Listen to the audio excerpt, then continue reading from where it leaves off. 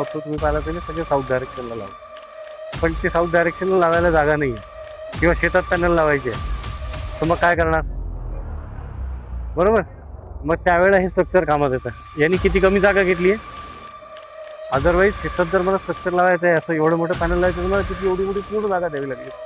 तिथे कितीवर लागली, फक्त सिंगल पोलवर. आणि मी सनला ट्रॅक करू शकतो, म्हणजे जसा जसा सूर्य फिरतो त्याच्याप्रमाणे मी ट्रॅक करतोय.